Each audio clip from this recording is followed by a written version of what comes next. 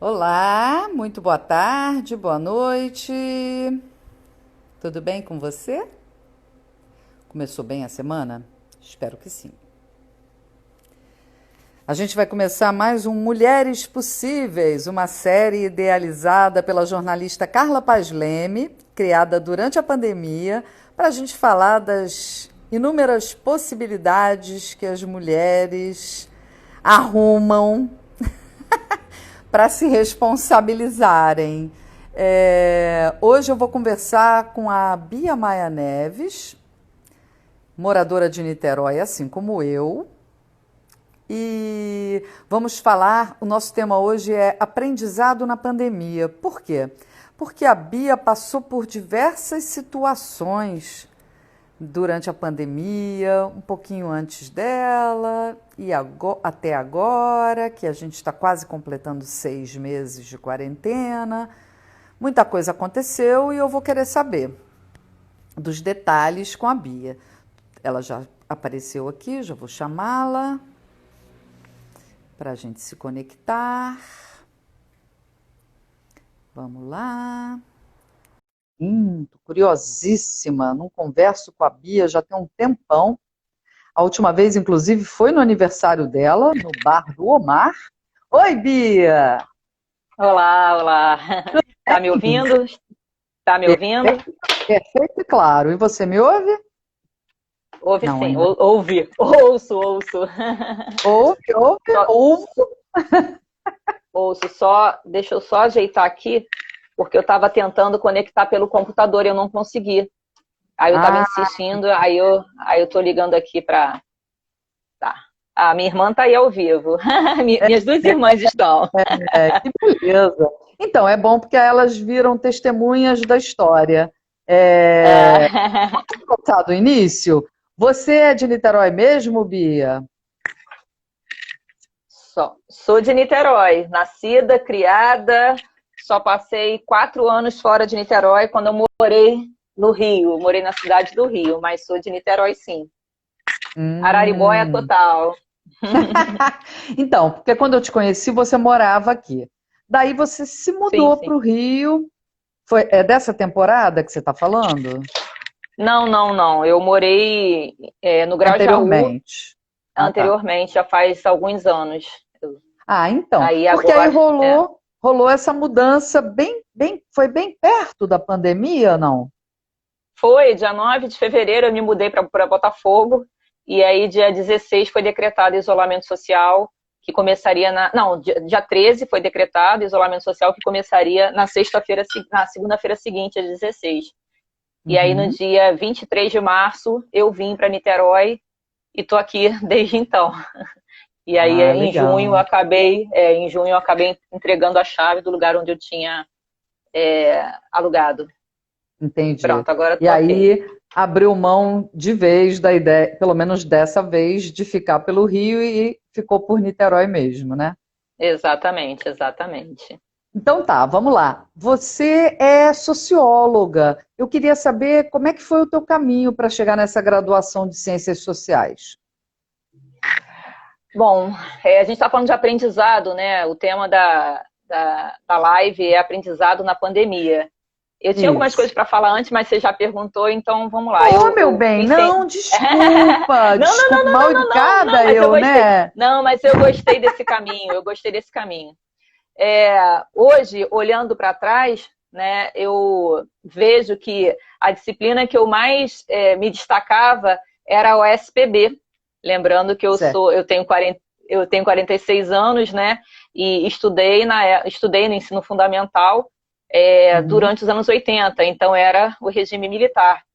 E as uhum. pessoas falam muito das disciplinas de moral e cívica e de OSPB, né, a Organização Social e Política Brasileira, como vem de uma maneira muito negativa. Mas para mim, né, naquele momento, naquela escola, o OSPB era muito bom. Né, e ali eu já sabia que tinha interesse nessa área. Né, já sabia, não, tinha afinidade porque era a disciplina que eu tirava 10. Hum, Todas as vezes, todo bimestre eu tirava 10. Aí, anos depois, né, no momento de escolher o curso que eu faria, o vestibular, que na época não era o Enem, né, eu comentava com um primo meu, falava, eu quero fazer belas artes, não sei o quê, muito por conta que a minha irmã, que está aí assistindo, estava fazendo belas artes, ele tinha se formado. E aí esse meu primo, né, que hoje é uma pessoa pública, ele chegou e falou, Bia, o que você vai fazer com belas artes? Você tem que fazer ciências sociais. E aí quando ele falou esse nome, eu procurei no Guia do Estudante, fui procurar, e aí eu falei, caramba, isso sou eu. Né? E aí Por eu fui fazer acaso o curso era o curso que ele ia fazer? Sim, ele fez depois, né? Porque ele é um pouco mais novo do que ele eu. estava puxando brasa para a sardinha dele, entendi, entendi. Exatamente. E é engraçado, né? Porque é uma carreira que não é muito comum. Mas dentro da minha família, que é extensa, somos 4 cientistas sociais. Né? Coisa boa. Né? Tem Coisa famílias que têm boa. muitos advogados, né? Na nossa tem essa peculiaridade, não é? Meu núcleo familiar, minha família é grande, né? Família extensa. Somos 4 cientistas sociais. Isso é um dado. A minha família tem uma questão social, uma discussão política muito forte. Né? E aí eu não sinto, assim, quando eu entendi o que era o curso de Ciência Social, eu falei, não tem outra coisa, é esse para lá que eu vou. Né? Eu vou te confessar, eu faço uma graduação tardia, para as pessoas que não sabem, que eu comecei agora em 2016. E a minha vontade era cursar Ciências Sociais, mas eu não tive Meu pontuação. Eu não tive pontuação para isso, aí eu falei, cara, acho melhor eu ficar na minha área mesmo, que procurar é alguma muito coisa boa. próximo à minha área, que é a cultura, e acabei na produção cultural, que era um curso que eu também não conhecia.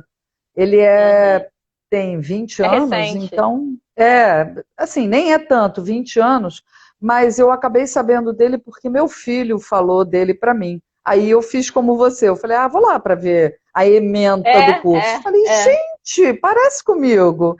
Gostei bem. Bom, daí voltando, porque a convidada é você. Vamos lá. Você cursou Ciências Sociais, mas você andava viajando muito para o interior de São Paulo para fazer uma pós, é isso? Então, deixa eu só voltar um pouquinho nessa coisa das ciências sociais, né? Quando eu fiz o vestibular, quando eu me formei no ensino médio, né, em 1991, né, o Betinho, né, o Herbert de Souza, já despontava no cenário nacional com aquela campanha, né, campanha contra a fome. Natal sem fome. Mas ela era grandona, depois ela virou uma coisa grande, né? E virou depois política pública, inclusive. Campanha da cidadania contra a miséria e pela vida. Saiu. Campanha da cidadania contra a miséria. E o Betinho ganhou essa notoriedade e falavam, né? O sociólogo Herbert de Souza, o sociólogo Betinho. E logo depois o Fernando Henrique. Reforçava toda hora o título, né? Isso. E depois o Fernando Henrique, né? Sim, que virou presidente, né? Que virou presidente, então tivemos um presidente sociólogo. Então, na época que eu fiz o vestibular, estava iniciando, era muito iniciozinho, né, da divulgação, do conhecimento das pessoas sobre o curso de Ciências Sociais, e aí eu entrei nessa leva. Eu acho que eu fiz o último vestibular sem grande concorrência. Depois Ciências Sociais começou realmente a ter mais adeptos, vamos Ficou dizer mais assim. pop, né? E aí eu fui fazer, né, assim que eu me formei, eu demorei muito para me formar, porque era estudante trabalhadora, os anos 90, um período de muitas greves, muitas greves de 3, 4 meses, e trabalhadora, né, assim, ainda muito jovem e tal, então as greves começavam e eu acabava, né, não conseguindo terminar o semestre, e eu demorei muito para me formar. Me formei, falei, sou socióloga. E logo depois eu fiz o concurso, né, para o Magistério Público Estadual, né, em 94, e eu entrei desde, né, em 2005. Eu sou professora, né, há 15 anos eu sou professora efetiva da Rede Estadual de Educação. Mas por que você buscou dar aula? Você já se sentia professora? Você curtia essa coisa de lecionar? Nada. Eu odiava, eu falava para minha tia, assim, minha tia madrinha, não quero ser professora, não quero. Mas, né, até para ter... Olha, eu tô falando um monte de bobagem aqui, mas até que acho que a experiência de muita gente. Ao me formar, a possibilidade de emprego que se apresentou era o magistério. Eu fiz o Ai, concurso porque eu precisava de grana, eu precisava e trabalhar. a gente não consegue escapar dessa tal empregabilidade, né? Exatamente. Mas aí, entrei para ser professora. Me vi crua, né, sem experiência alguma, né, com uma formação complicada, né, deficitária dos anos 90, vamos dizer assim. E aí, quando eu fiz o concurso, passaram dois, passaram três, e me descobri professora. E aí assumi a identidade de professora. E me vi sendo, assim como eu não conseguia me ver fazendo outra coisa a não ser ciências sociais, hoje eu não consigo me ver fazendo outra coisa. Eu sou professora. E hoje eu costumo brincar, eu sou mais professora do que socióloga. Ou uma socióloga professora, né? Então tem essa coisa. Então, mas eu sou professora em full time, assim, né? Mesmo, Dá para sentir que é uma coisa que você tem uma ótima relação, porque assim, tanto do teu lado você parece feliz na sala de aula, sim, quanto sim. o feedback dos seus alunos também é sempre muito carinhoso, uma aproximação muito legal, assim, um trato muito fácil, parece. Né? Sociologia os que Adorei se a pausa manifestam. dramática. Porque assim, é, eu sou eu sou o que eu sou a Bia dentro de sala de aula, desbocada, estrambelhada, jovial, né? Então sou muito meio que assim, sou a professora, mas que dialoga com os estudantes, né? E aí sociologia tem essa coisa de trabalho com as coisas do cotidiano, né? O que eles vivem. E é Uhum, muito difícil para eles entenderem que a sociologia é uma ciência, que não é opinião, né? Que tem que ser é. uma análise sobre a realidade de maneira mais apurada, né? E aí a gente tem esse conflito, né? Que é muito difícil colocar para eles isso, né? Mas Uhum. os que entendem, que conseguem entender, realmente gostam muito de mim, gostam muito da minha disciplina.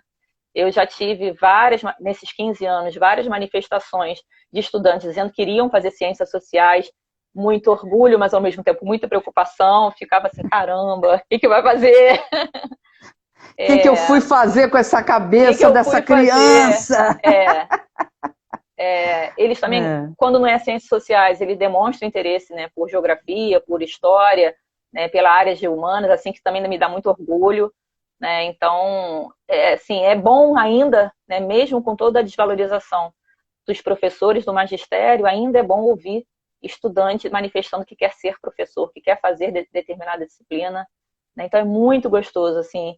Se a gente não Verdade. tem se a gente não tem o reconhecimento financeiro, né, que a Uhum. profissão deveria ter, mas o reconhecimento dos estudantes, né, do nosso trabalho, esse convite para a live, né? Então realmente é bom, porque a Deixa eu gente só dar tem uma esse retorno. passada pela sua experiência com o cinema, porque eu conheci a Bia por causa de um trabalho da faculdade que a gente precisava montar um seminário para falar sobre o uso de audiovisual na educação. E aí a Bia foi uma das componentes da mesa, justamente porque você tinha uma ligação nessa época com o É, Cineclube, não é isso? é. Aí E de você também usava 2014, muito cinema nas suas aulas. sim, Eu sim, lembro que na sim. época você comentou isso. É.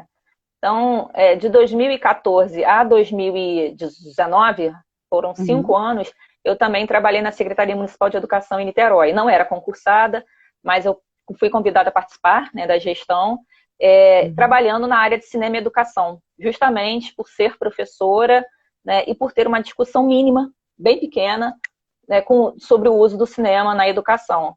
Mas foi, na uhum. verdade, e aí era um núcleo, né, era um núcleo no Cine, né, o Núcleo de Cinema e Educação. Eu trabalhei com o Miguelito, né, o Miguel Vasconcelos, seu amigo também. Foi através dele que a gente se conheceu. E É, o Miguel cineasta pela UF, o Miguel jornalista, ele tocava esse projeto. E aí eu vim somar ao Miguel, né, esse trabalho. E a gente desenvolveu, né, com modéstia, sem modéstia nenhuma, a gente desenvolveu durante alguns bons anos, né, durante 3 ou 4 anos, um bom trabalho, com grande visibilidade em Niterói, né, de cineclubes, né, de sessões de cinema, né, para discutir a educação em direitos humanos, né. Então, nós promovemos 4 edições, se não me engano, da Mostra Cinema e Direitos Humanos em Niterói. Tem uma mostra nacional, aí depois vem as versões, né, para as localidades. tínhamos um cineclube fixo, né, no Solar do Jambeiro, tinha outro na Biblioteca Parque, em Niterói, e tinha uns esporádicos, né, Cine Mulher, como é que é? Um outro que era no Centropop, de população de rua.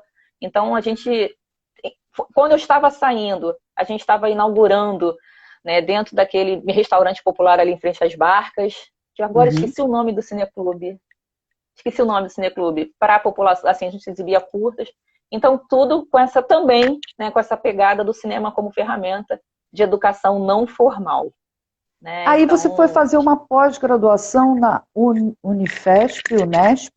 Não, Unesp, né? Unesp.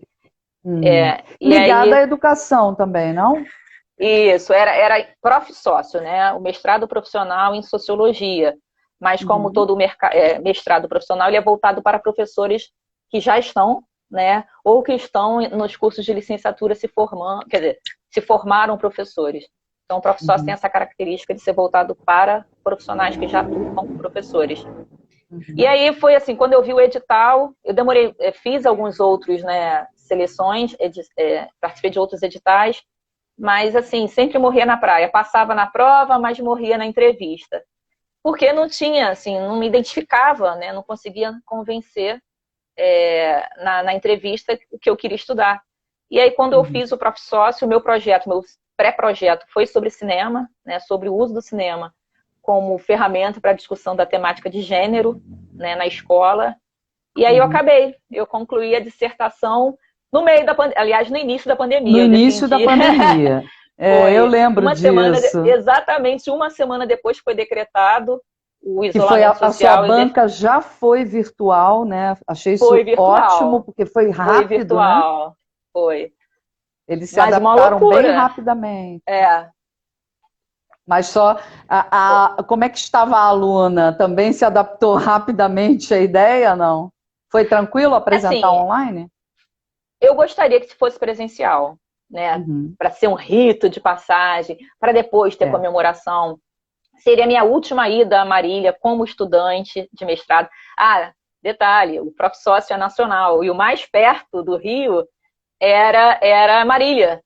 Isso que é assim, chão daqui, hein? Não, eu falei, São Paulo é ali. Mas quando eu vi, eram 900 quilômetros de ida, 900 quilômetros de volta. E aí, para bancar essas idas e vindas, eu entreguei o apartamento onde eu morava, fui morar no subsolo da casa da minha irmã. Olha, uma confusão, mas valeu a pena. Hoje eu sou mestra. Hoje eu sou mestra em sociologia, com a discussão aí sobre o uso do cinema como ferramenta de educação, né? Bom, você está falando que isso foi bem no início da pandemia, né? E que você já tinha acabado de passar por uma mudança de casa. Você voltou a morar no subsolo lá da casa da sua irmã, enquanto você fazia... Isso em 2018. O mestrado para poder viabilizar a sua vida e tal. Aí você, tudo bem, trabalho no Rio, vou arrumar um canto para mim no Rio. Arrumou um canto para você no Rio, um mês depois a pandemia cortou a sua onda. E aí você volta para Niterói e essa parte da história começa a ficar pesada. Você chegou em Niterói... chorar? Não é minha intenção, não é minha intenção. É porque eu acho importante a gente falar sobre isso. Como é que... Sim. Em primeira pessoa, né? Como é que foi? Você chegou em Niterói no iniciozinho de março, é isso? De Malicuia? Então, dia 23 de março eu defendi minha dissertação. Dia 23 de março eu defendi minha dissertação. Os meus pais, né? Meu pai e minha mãe são idosos. Meu pai era idoso. E minha mãe deficiente, né?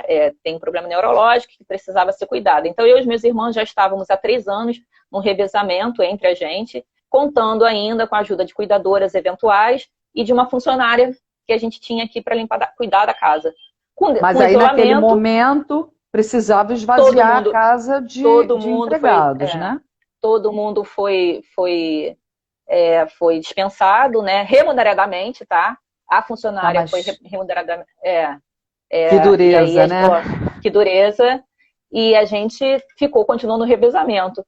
Quando chegou no iniciozinho de maio, o vírus bateu a nossa porta. O vírus, né, o coronavírus bateu a porta através do meu irmão e numa velocidade muito rápida, coisa de 2 dias, contaminou a minha mãe, o meu pai e a minha irmã, inicialmente. Então, no mesmo dia, na madrugada e depois no dia seguinte, o meu irmão e meu pai foram internados com Covid-19. Nossa, e aí, é assim. Foi. Aí, na segunda-feira, eu vim para Niterói nesse sábado, fiquei com a minha mãe e tô desde então, do dia 8 de maio, né, e meu pai faleceu. Na semana, no dia, assim, meu pai foi internado no sábado, na terça-feira meu pai faleceu, e desde então eu tô aqui direto, né, eu fui providenciar a minha vinda, né. Na segunda-feira eu já estava aqui, eu, minha outra irmã, também sentimos os primeiros sintomas, e aí, como o tema, né, da sua live são mulheres possíveis, né, não é isso? Não é o tema da sua live? Eu me identifiquei muito. Da minha não, da Carla Paz Da Leme, nossa. que me convidou para fazer. Ela falou, então só Isso. pode ter mulheres possíveis. Eu falei, deixa comigo. Então eu, assim, sem querer me gambar, sem querer, né?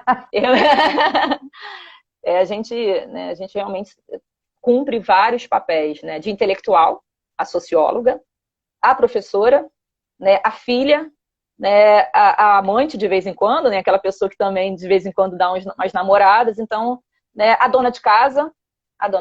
Então realmente são muitas papéis, né? Muitas possibilidades para ser mulher.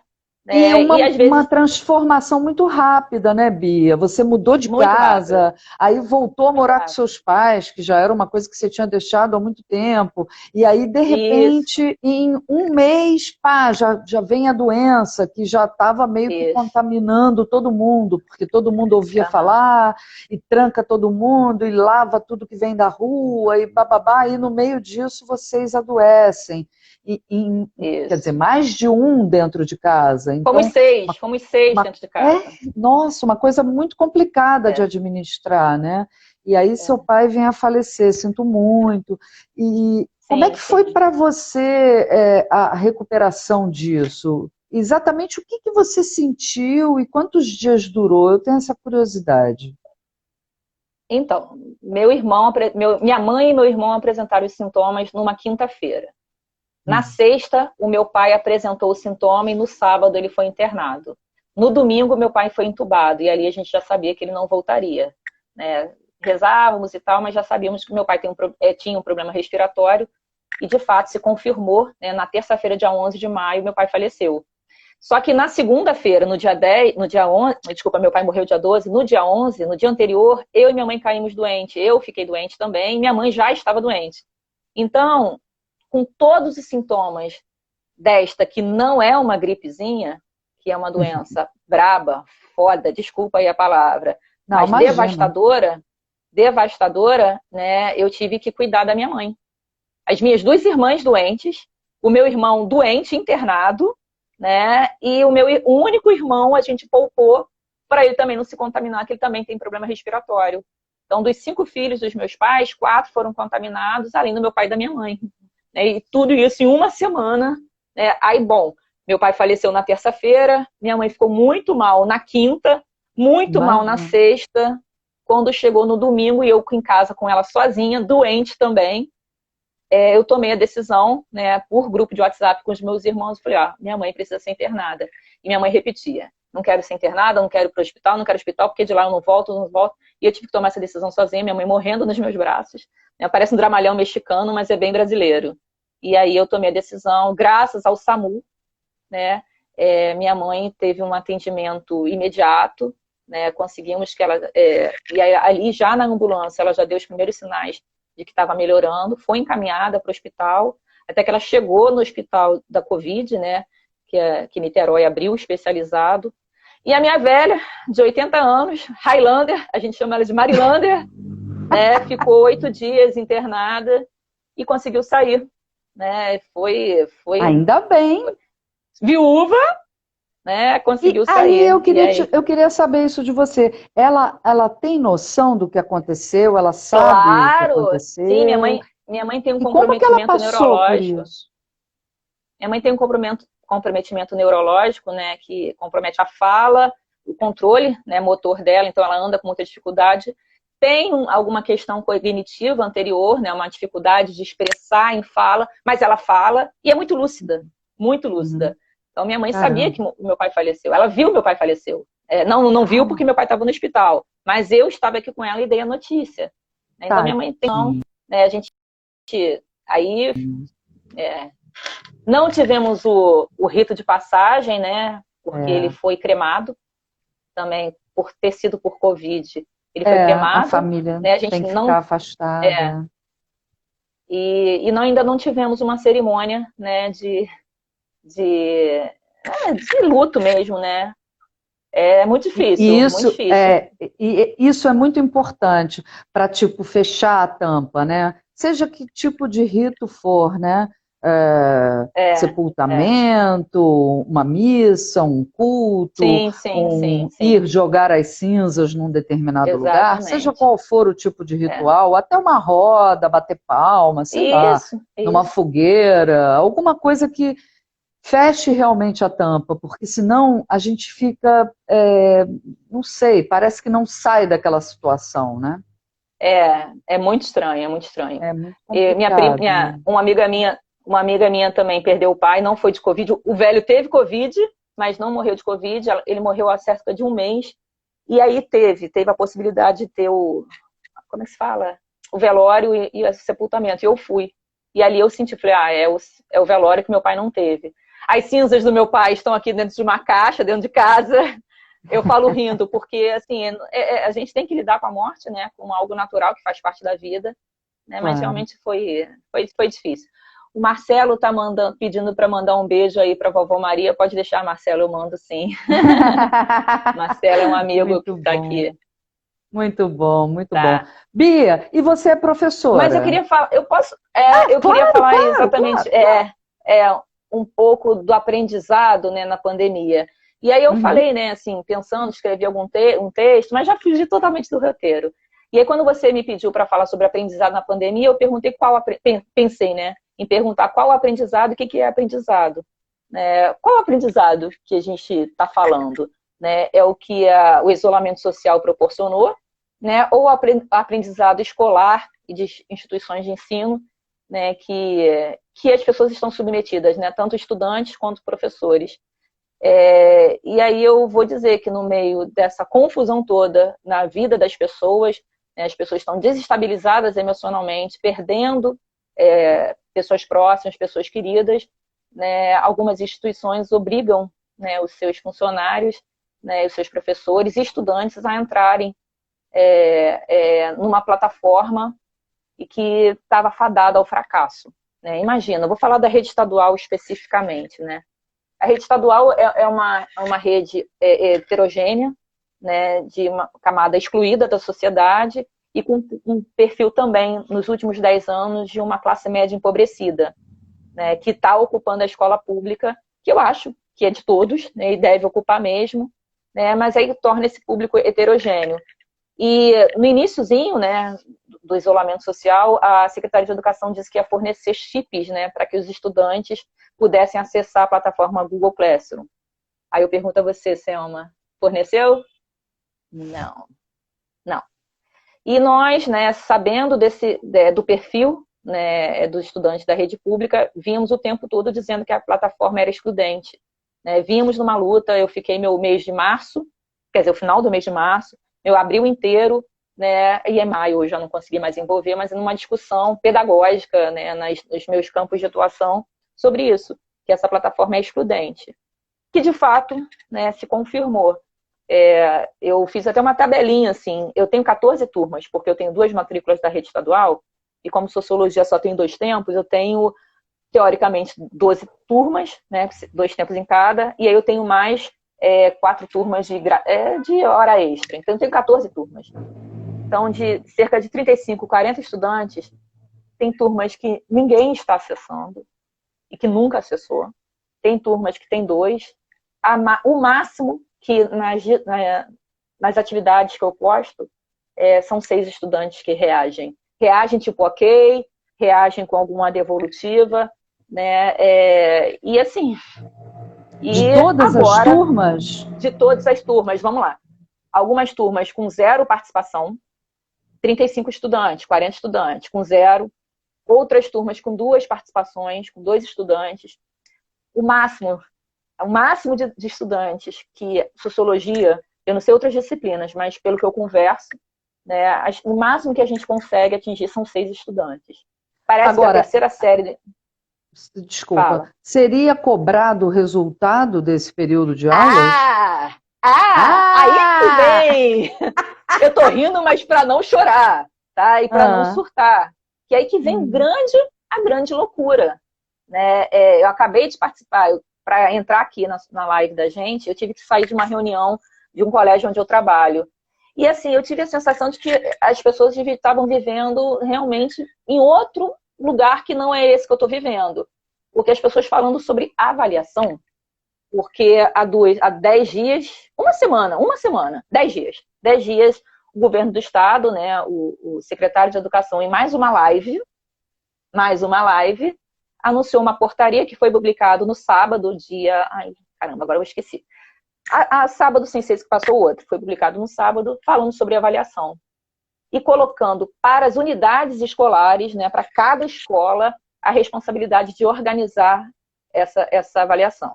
Eu trabalho em 4 escolas, numa mesma rede.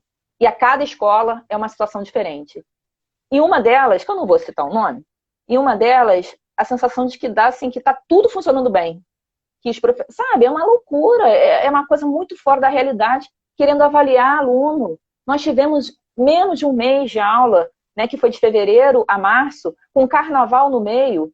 Né? A gente mal sabe os nomes das pessoas, os rostos, as necessidades especiais de cada um. Né?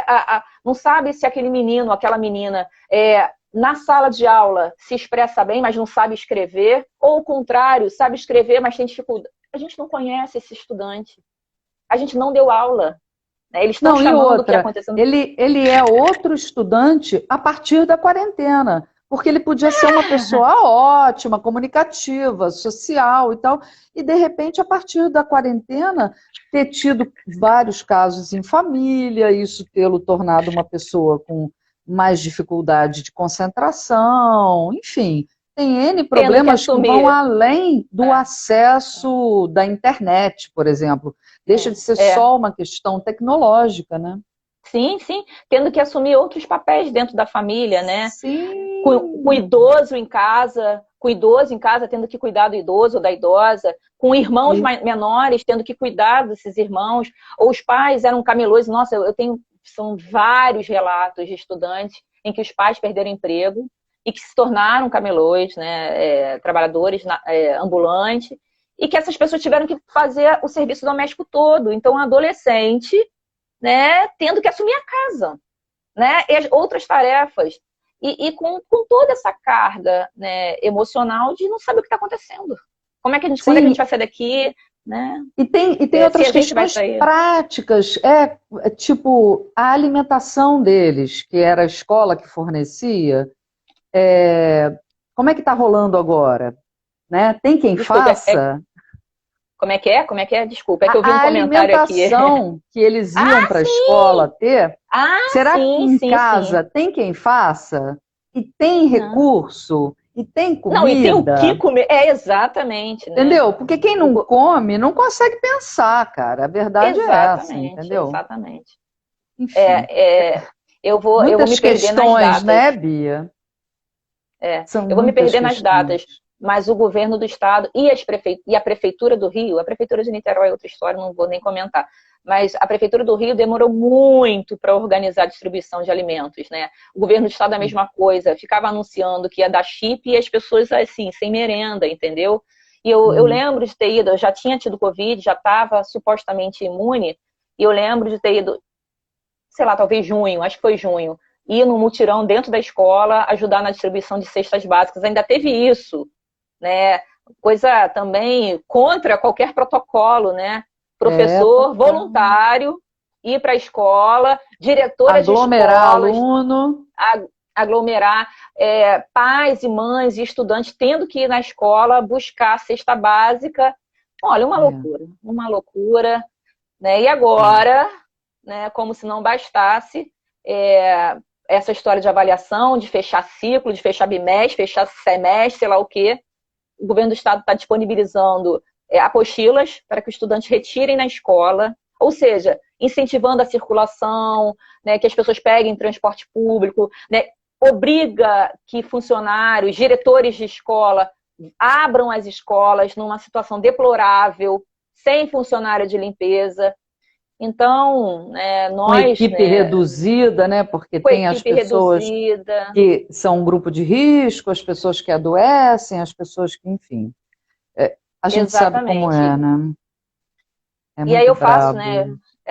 Sou filiada ao Sindicato Estadual dos Profissionais de Educação, o CEP-RJ, e no dia 8 de agosto nós tivemos uma assembleia virtual, né, que a gente está aprendendo, que eu nunca gostei disso, eu sempre gostei de tocar as pessoas, mas agora a gente está tendo que aprender, aprendizado da pandemia, né? Tendo que aprender a militar pela internet. E aí na Assembleia do dia 8 nós decretamos, né? A grande maioria, acho que 30, tiveram 7 abstenções, 7 contrários e 29 abstenções no universo de 500 pessoas. E aí foi decretada a greve pela vida, conforme forem convocando para o retorno às aulas.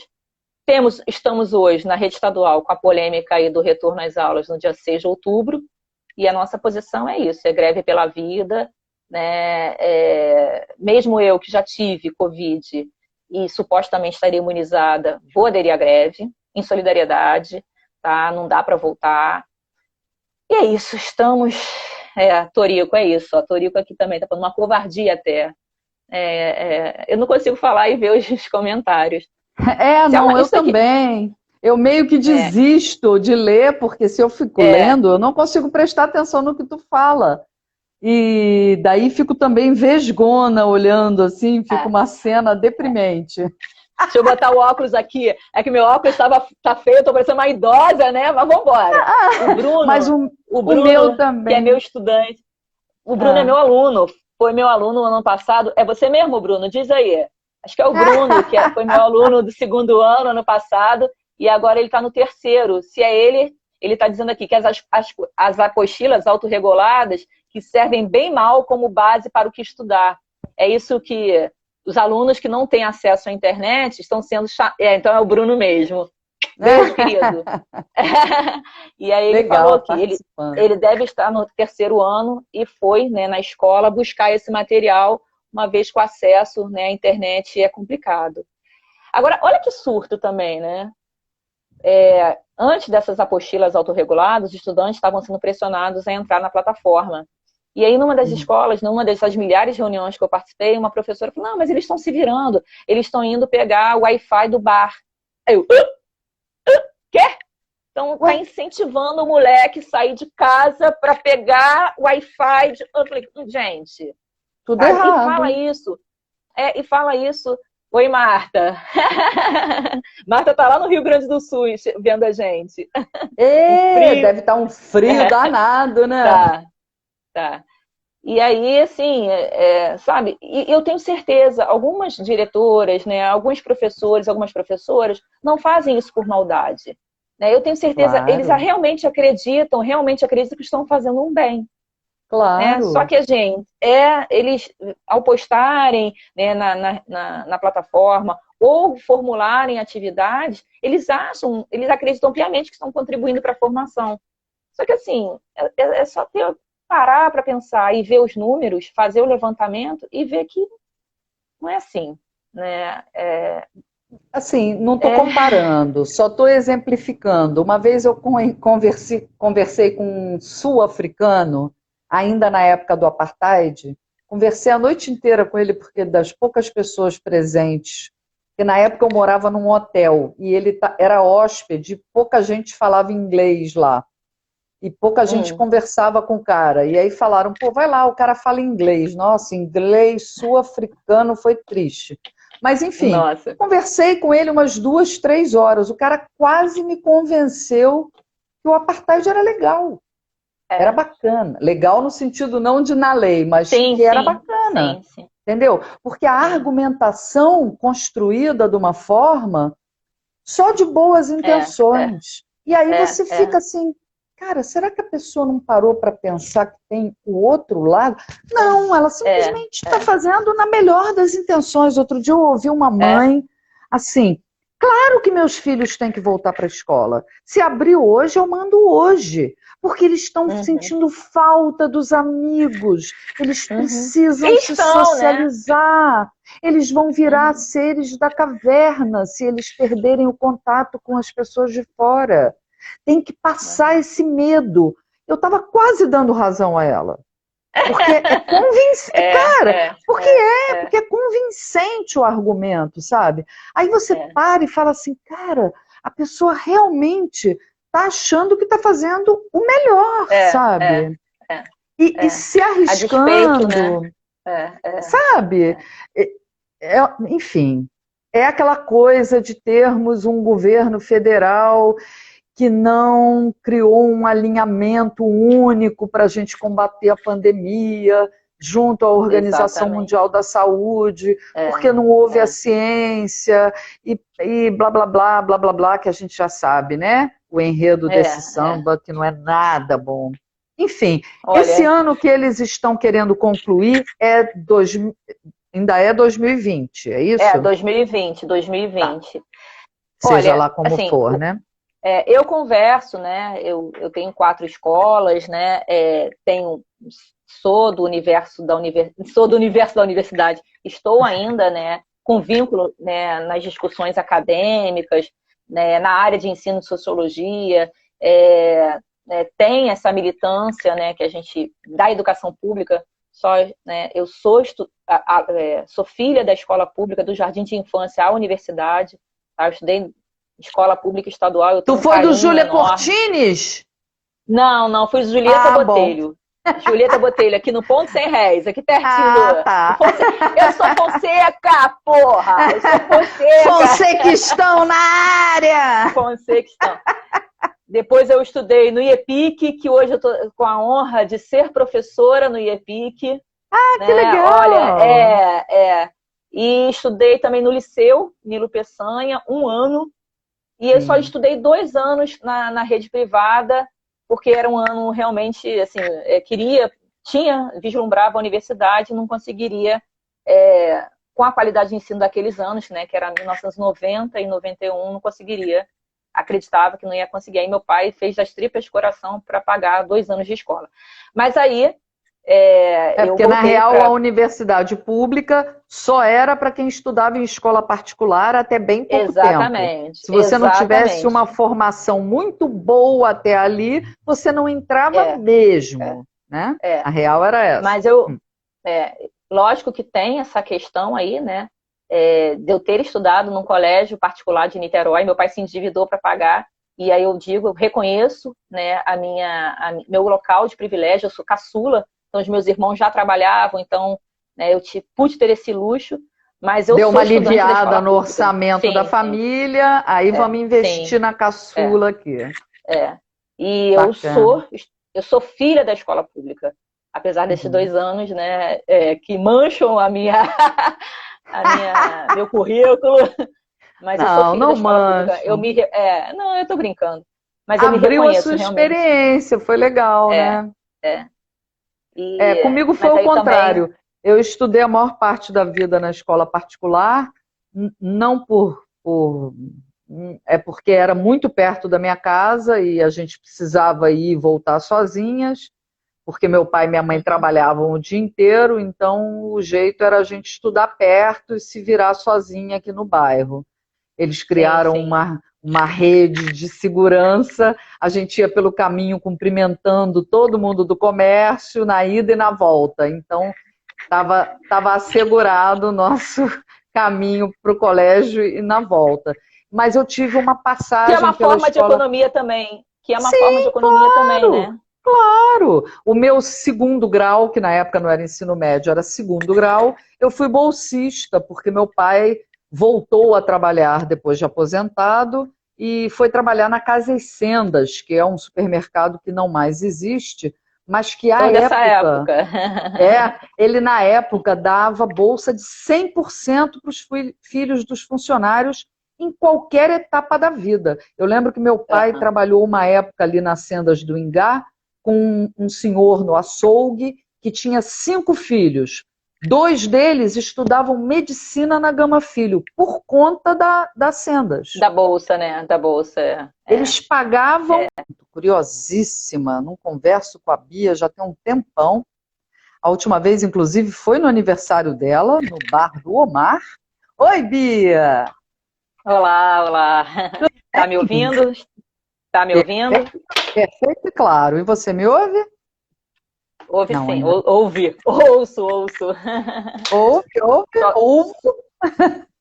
Ouço, deixa eu só ajeitar aqui, porque eu estava tentando conectar pelo computador e eu não consegui. Aí eu estava insistindo, aí eu tô ligando aqui para... Tá. A minha irmã tá aí ao vivo. Minhas 2 irmãs estão. Que beleza. Então, é bom porque elas viram testemunhas da história. Vamos começar do início? Você é de Niterói mesmo, Bia? Sou de Niterói, nascida, criada, só passei 4 anos fora de Niterói quando eu morei no Rio, morei na cidade do Rio, mas sou de Niterói sim. Araribóia total. Então, porque quando eu te conheci, você morava aqui. Daí você se mudou para o Rio. É dessa temporada que você está falando? Não. Eu morei no Grajaú. Anteriormente, já faz alguns anos. Então. Porque aí rolou essa mudança foi bem perto da pandemia, não? Foi, dia 9 de fevereiro eu me mudei para Botafogo. E aí, dia 16 foi decretado isolamento social, que começaria dia 13 foi decretado isolamento social, que começaria na segunda-feira seguinte, às 16. E aí, no dia 23 de março, eu vim para Niterói e tô aqui desde então. E aí, em junho, eu acabei entregando a chave do lugar onde eu tinha alugado. Entendi. Pronto, agora tô E aí, abriu mão de vez da ideia, pelo menos dessa vez, de ficar pelo Rio e ficou por Niterói mesmo, né? Exatamente. Então tá, vamos lá. Você é socióloga. Eu queria saber como é que foi o teu caminho para chegar nessa graduação de Ciências Sociais. Bom, a gente está falando de aprendizado, né? O tema da live é aprendizado na pandemia. Eu tinha algumas coisas para falar antes, mas você já perguntou, então vamos lá. Meu bem, não, desculpa. Desculpa, mal educada né? Não, mas eu gostei desse caminho, Hoje, olhando para trás, né, eu vejo que a disciplina que eu mais me destacava era a OSPB. Lembrando que eu tenho 46 anos, né? E estudei no ensino fundamental durante os anos 80, então era o regime militar. E as pessoas falam muito das disciplinas de moral e cívica e de OSPB, né, Organização Social e Política Brasileira, como vem de uma maneira muito negativa. Mas para mim, né, naquele momento, naquela escola, o OSPB era muito bom. Né, e ali eu já sabia que tinha interesse nessa área, né, já sabia não, tinha afinidade porque era a disciplina que eu tirava 10. Todas as vezes, todo bimestre eu tirava 10. Aí, anos depois, né, no momento de escolher o curso que eu faria, o vestibular, que na época não era o Enem, né, eu comentava com um primo meu, falava, eu quero fazer belas artes, não sei o quê, muito por conta que a minha irmã, que está aí assistindo, estava fazendo belas artes, eu tinha se formado. E aí esse meu primo, né, que hoje é uma pessoa pública, ele chegou e falou, Bia, o que você vai fazer com belas artes? Você tem que fazer ciências sociais. E aí quando ele falou esse nome, eu procurei no Guia do Estudante, fui procurar, e aí eu falei, caramba, isso sou eu. Né? E aí Por acaso era o curso que ele ia fazer? Sim, ele fez depois, né? Porque ele é um pouco mais novo do que eu. Ele estava puxando brasa para a sardinha dele, entendi. Exatamente. Entendi. E é engraçado, né? Porque é uma carreira que não é muito comum. Mas dentro da minha família, que é extensa, somos 4 cientistas sociais. Né? Né? Tem famílias que têm muitos advogados, né? Na nossa tem essa peculiaridade, não é? Meu núcleo familiar, minha família é grande, né? Família extensa. Somos 4 cientistas sociais. Isso é um dado A minha família tem uma questão social, uma discussão política muito forte, né? E aí eu não senti, assim, quando eu entendi o que era o curso de Ciências Sociais, eu falei, não tem outra coisa, é esse para lá que eu vou, né? Eu vou te confessar, eu faço uma graduação tardia, para as pessoas que não sabem, que eu comecei agora em 2016. E a minha vontade era cursar Ciências Sociais, mas eu não tive Meu pontuação. Deus! Eu não tive pontuação para isso, aí eu falei, cara, acho melhor eu ficar na minha área mesmo, Que procurar é alguma muito coisa boa. próximo à minha área, que é a cultura, e acabei na produção cultural, que era um curso que eu também não conhecia. Ele tem 20 anos, recente. então, assim, nem é tanto, 20 anos, mas eu acabei sabendo dele porque meu filho falou dele para mim. Aí eu fiz como você, eu falei, vou lá para ver a ementa do curso. Falei, gente, parece comigo. Gostei bem. Bom, daí voltando, porque a convidada é você. Vamos lá. Você cursou Ciências Sociais, mas você andava viajando muito para o interior de São Paulo para fazer uma pós, é isso? Então, deixa eu só voltar um pouquinho nessa coisa das ciências sociais, né? Quando eu fiz o vestibular, quando eu me formei no ensino médio, né, em 1991, né, o Betinho, né, o Herbert de Souza, já despontava no cenário nacional com aquela campanha, né, campanha contra a fome. Natal Sem Fome. Mas ela era grandona, depois ela virou uma coisa grande, né? E virou depois política pública, inclusive. Campanha da Cidadania contra a Miséria e pela Vida. Saiu. Campanha da Cidadania contra a Miséria. E o Betinho ganhou essa notoriedade e falavam, né? O sociólogo Herbert de Souza, o sociólogo Betinho. E logo depois o Fernando Henrique. Reforçava toda hora o título, né? Isso. E depois o Fernando Henrique, né? Sim, que virou presidente, né? Que virou presidente, então tivemos um presidente sociólogo. Então, na época que eu fiz o vestibular, estava iniciando, era muito iniciozinho, né, da divulgação ou do conhecimento das pessoas sobre o curso de Ciências Sociais, e aí eu entrei nessa leva. Eu acho que eu fiz o último vestibular sem grande concorrência. Depois Ciências Sociais começou realmente a ter mais adeptos, vamos Ficou dizer mais assim. pop, né?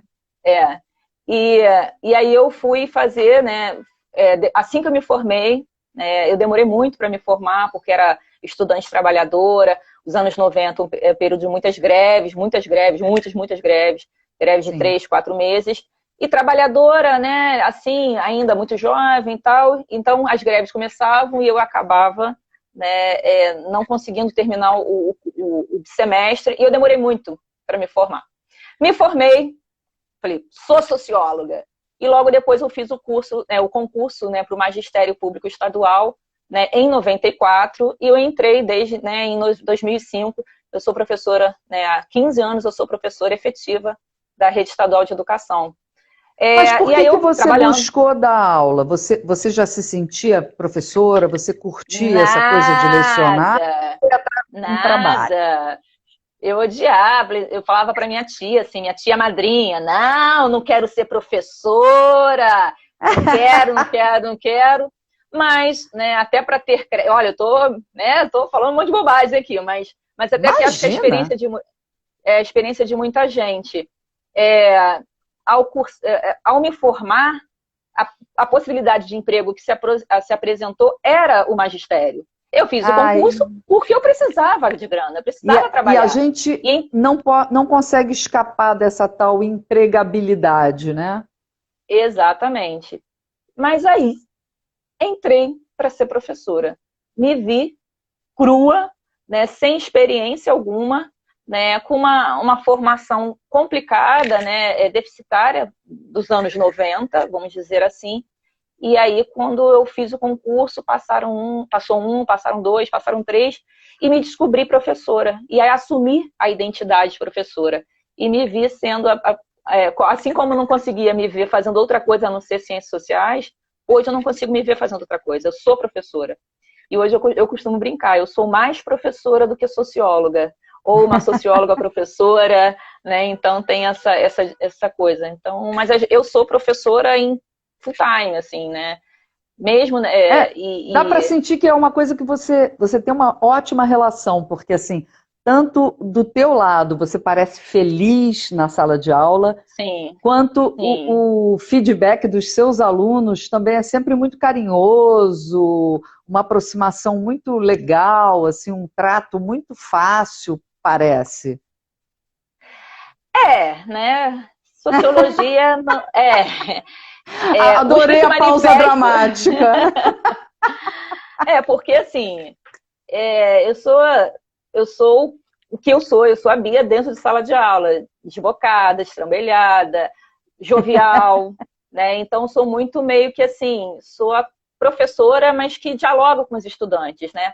E aí sociologia tem essa coisa de trabalho com as coisas do cotidiano, né? O que eles vivem. E é muito difícil para eles entenderem que a sociologia é uma ciência, que não é opinião, né? Que tem que ser uma análise sobre a realidade de maneira mais apurada, né? E aí a gente tem esse conflito, né? Que é muito difícil colocar para eles isso, né? Mas os que entendem, que conseguem entender, realmente gostam muito de mim, gostam muito da minha disciplina. Eu já tive nesses 15 anos, várias manifestações de estudantes dizendo que iriam fazer ciências sociais, muito orgulho, mas ao mesmo tempo muita preocupação, ficava assim, caramba, o que vai fazer? O que eu fui fazer com essa cabeça dessa criança? Eles também, quando não é ciências sociais, eles demonstram interesse, né, por geografia, por história, né, pela área de humanas, assim, que também me dá muito orgulho, né? Então, assim, é bom ainda, né, mesmo com toda a desvalorização dos professores do magistério, ainda é bom ouvir estudante manifestando que quer ser professor, que quer fazer determinada disciplina, né? Então é muito gostoso, assim. Verdade. Se a gente não tem o reconhecimento financeiro, né, que a profissão deveria ter, mas o reconhecimento dos estudantes, né, do nosso trabalho, esse convite para a live, né? Então realmente é bom, porque Deixa a eu gente só dar tem uma esse retorno. passada pela sua experiência com o cinema, porque eu conheci a Bia por causa de um trabalho da faculdade que a gente precisava montar um seminário para falar sobre o uso de audiovisual na educação. E aí a Bia foi uma das componentes da mesa, justamente porque você tinha uma ligação nessa época com o Cineclube, não é isso? Aí, de Você também 2014. usava muito cinema nas suas aulas. Sim. Eu lembro que na época você comentou isso.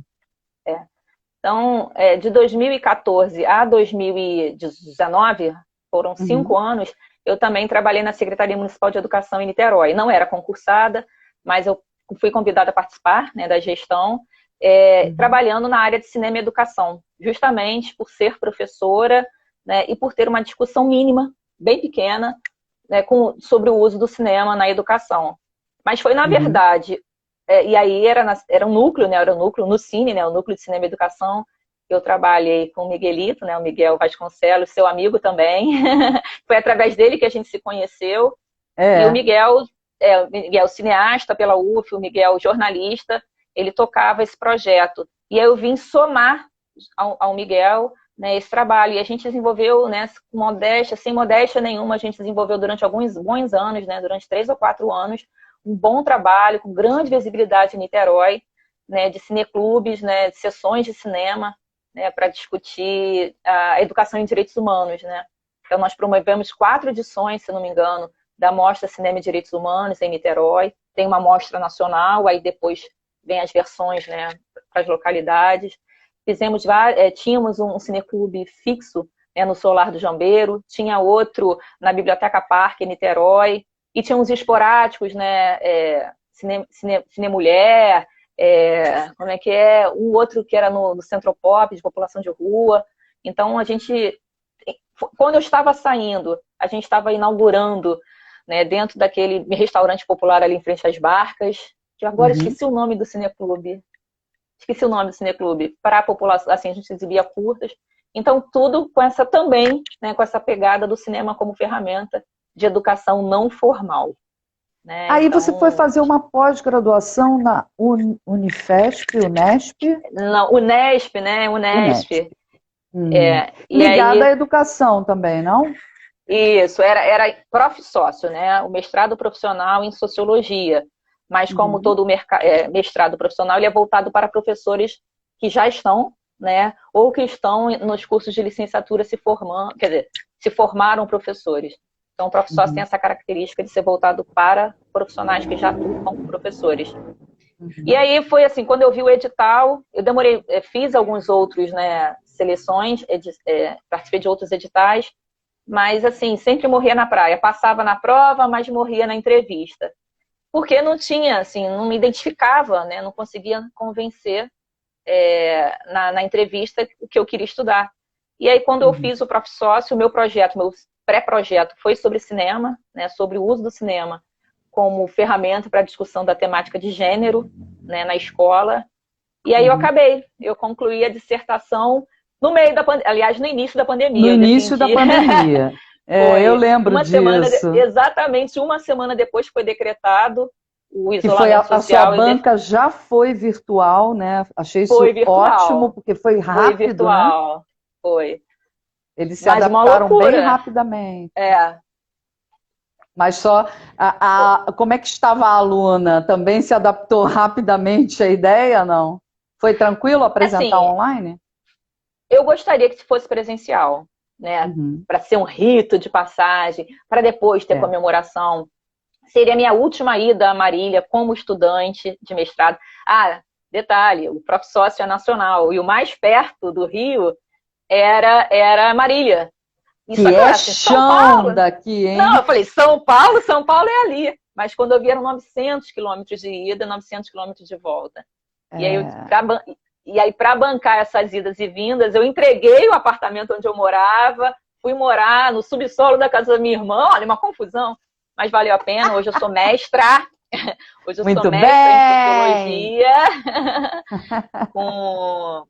com a discussão aí sobre o uso do cinema como ferramenta de educação, né?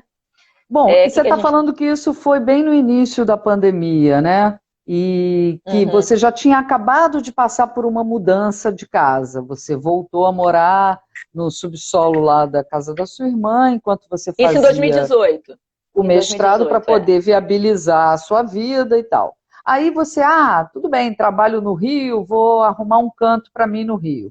Arrumou um canto para você no Rio, um mês depois a pandemia cortou a sua onda. E aí você volta para Niterói e essa parte da história começa a ficar pesada. Você chegou em Niterói... chorar?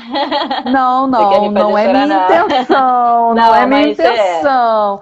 É porque eu acho importante a gente falar sobre isso. Como é que... Sim. Em primeira pessoa, né? Como é que foi? Você chegou em Niterói no iniciozinho de março, é isso? De Malicuia? Então, dia 23 de março, eu defendi minha dissertação. Dia 23 de março eu defendi minha dissertação. Os meus pais, né? Meu pai e minha mãe são idosos. Meu pai era idoso. E minha mãe deficiente, né?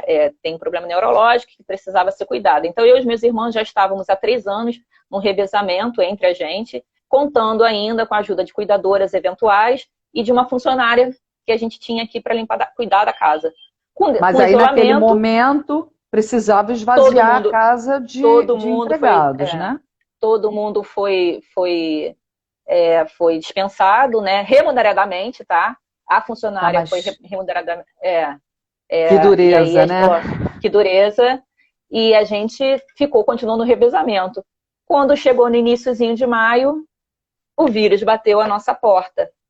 O vírus, né? O coronavírus bateu a porta através do meu irmão e numa velocidade muito rápida, coisa de 2 dias, contaminou a minha mãe, o meu pai e a minha irmã, inicialmente. Então, no mesmo dia, na madrugada e depois no dia seguinte, o meu irmão e meu pai foram internados com Covid-19.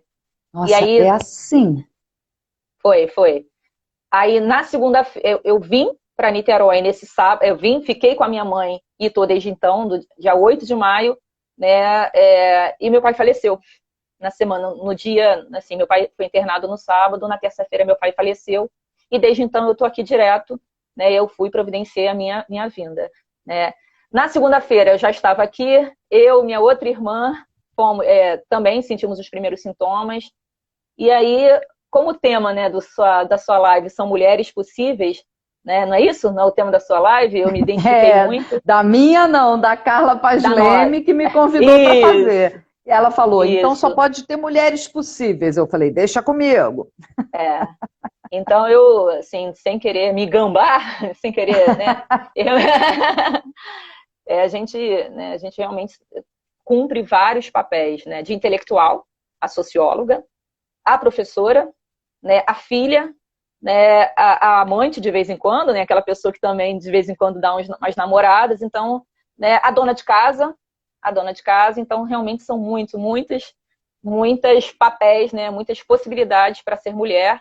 E às vezes... uma transformação muito rápida, né, Bia? Você mudou de casa, aí voltou a morar com seus pais, que já era uma coisa que você tinha deixado há muito tempo, e aí, de repente, em um mês, pá, já vem a doença, que já estava meio que contaminando todo mundo, porque todo mundo ouvia falar, e tranca todo mundo, e lava tudo que vem da rua, e bababá, e no meio disso vocês adoecem.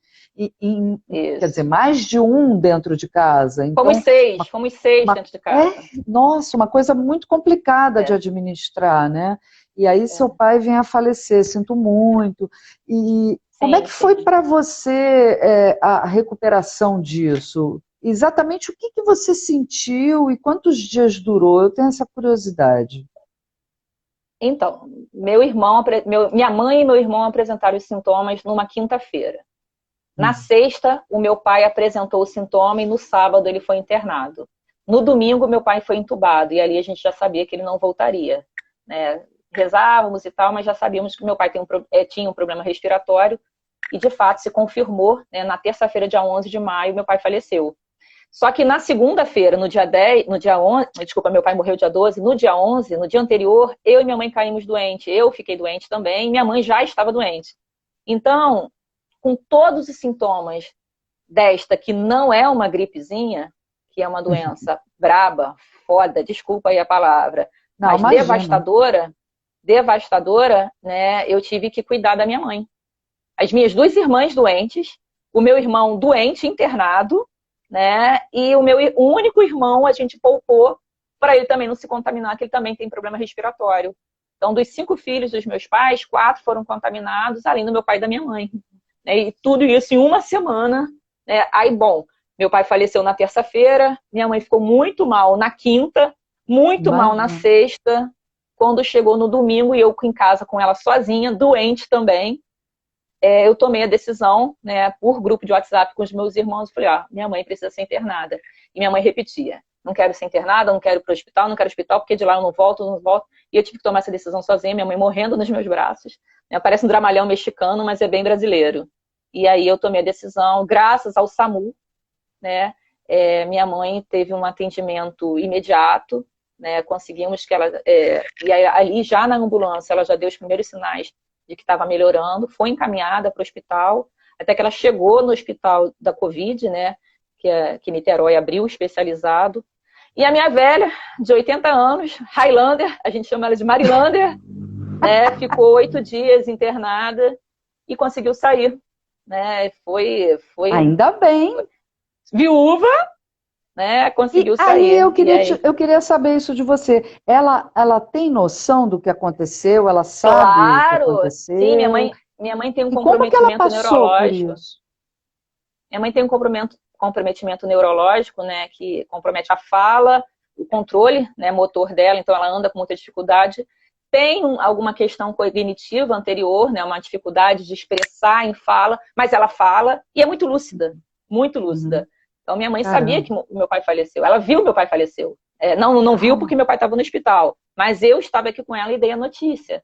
Então minha mãe tem, né, a gente aí não tivemos o rito de passagem, né, porque ele foi cremado também por ter sido por Covid. Ele foi cremado. A família, né? A gente tem que não ficar afastada. E ainda não tivemos uma cerimônia, né, de luto mesmo, né? É muito difícil. Isso, muito difícil. Isso é muito importante para, tipo, fechar a tampa, né? Seja que tipo de rito for, né?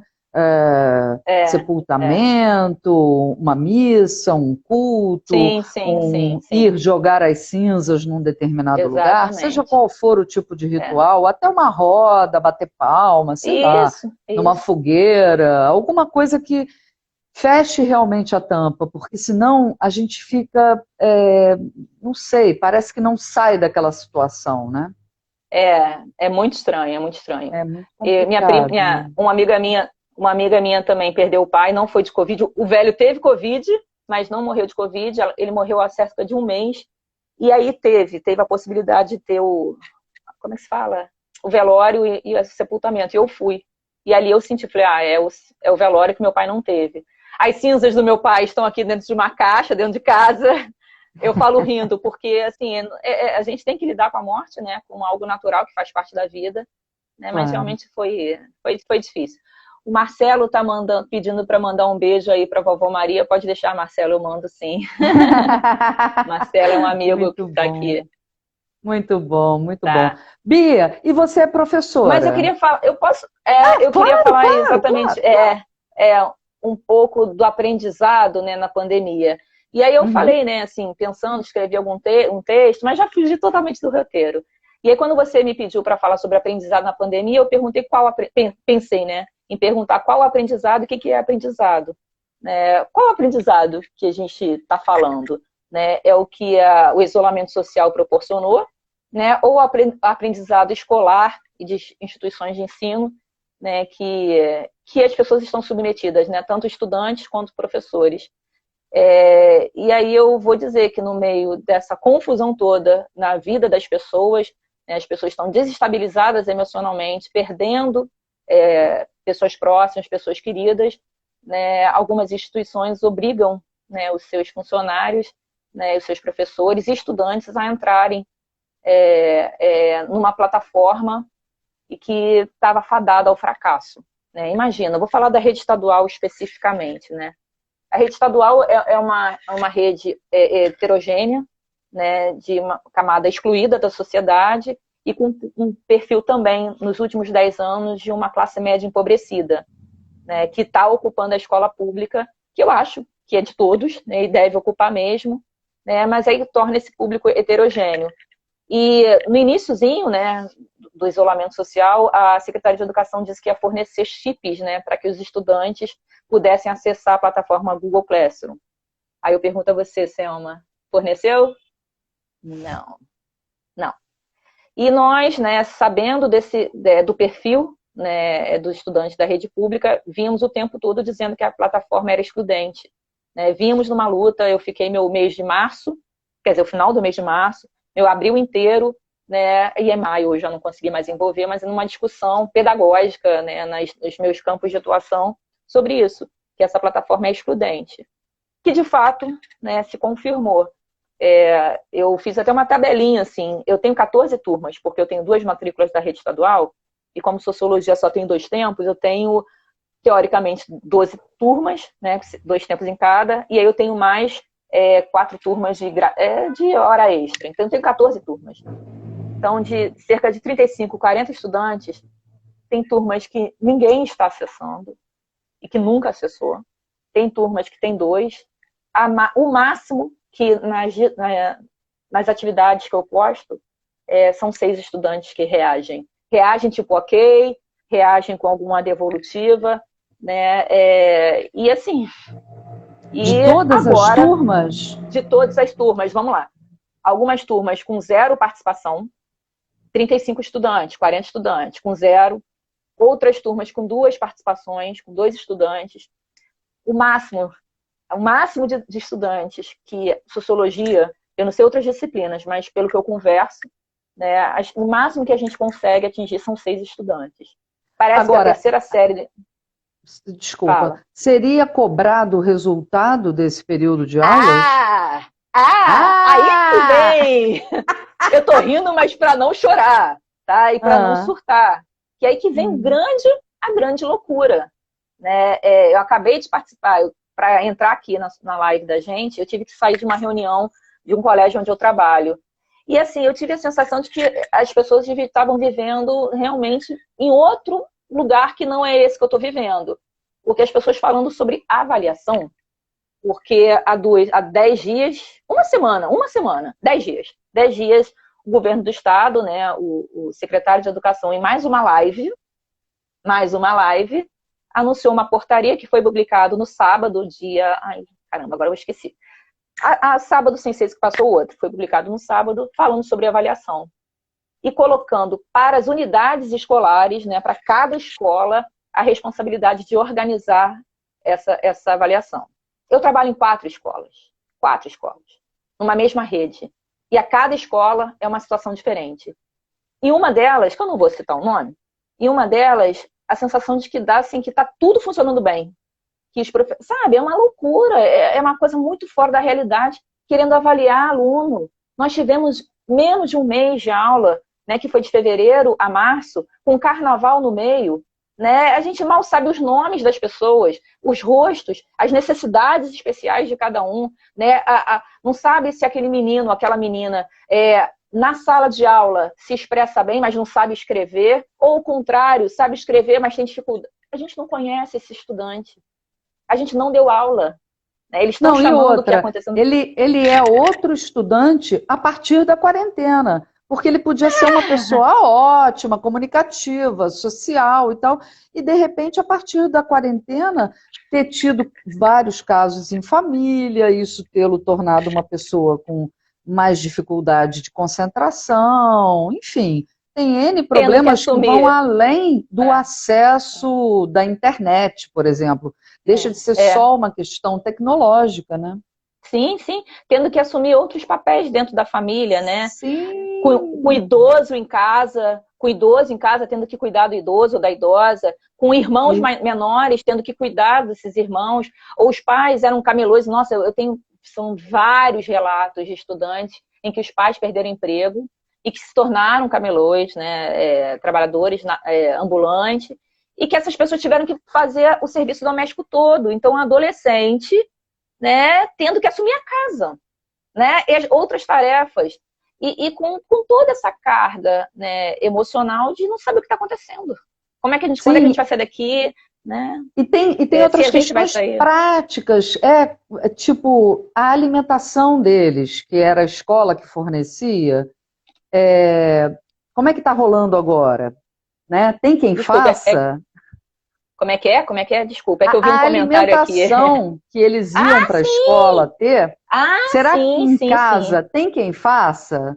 E tem recurso? E tem comida? Não, e tem o que comer. Exatamente. Né? Entendeu? Porque quem não come não consegue pensar, cara. A verdade é essa, entendeu? Exatamente. Enfim. Eu vou me perder nas datas. Né, Bia? Eu vou me perder nas datas. Mas o governo do estado e a prefeitura do Rio, a prefeitura de Niterói é outra história, não vou nem comentar, mas a prefeitura do Rio demorou muito para organizar a distribuição de alimentos, né? O governo do estado é a mesma coisa, ficava anunciando que ia dar chip e as pessoas assim, sem merenda, entendeu? E eu lembro de ter ido, eu já tinha tido Covid, já estava supostamente imune, e eu lembro de ter ido, sei lá, talvez junho, acho que foi junho, ir no mutirão dentro da escola, ajudar na distribuição de cestas básicas, ainda teve isso. Né? Coisa também contra qualquer protocolo, né? Professor voluntário, ir para a escola, diretora de escolas... Aglomerar aluno... Aglomerar pais e mães e estudantes tendo que ir na escola buscar a cesta básica. Olha, uma loucura. Né? E agora, né, como se não bastasse, essa história de avaliação, de fechar ciclo, de fechar bimestre, fechar semestre, sei lá o quê.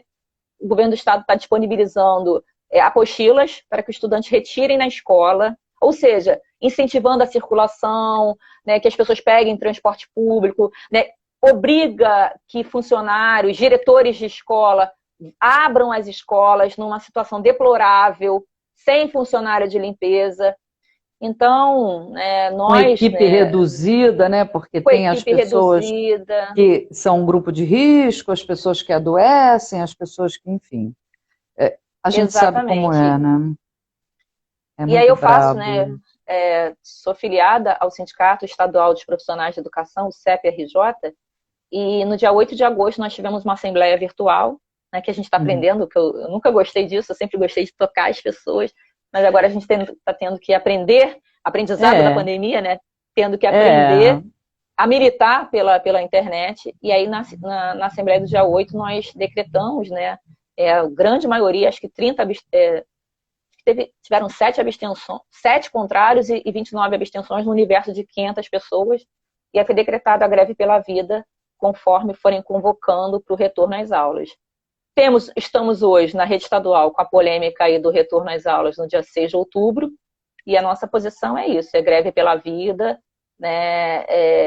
Mesmo eu que já tive Covid e supostamente estaria imunizada, vou aderir à greve, em solidariedade, tá? Não dá para voltar. E é isso, Torico, é isso. A Torico aqui também tá falando uma covardia até. Eu não consigo falar e ver os comentários. Eu também. Eu meio que desisto de ler, porque se eu fico lendo, eu não consigo prestar atenção no que tu fala. E daí fico também vesgona olhando assim, fica uma cena deprimente. Deixa eu botar o óculos aqui. É que meu óculos tá feio, eu tô parecendo uma idosa, né? Mas vambora. O Bruno, mas o Bruno, meu também. Que é meu estudante.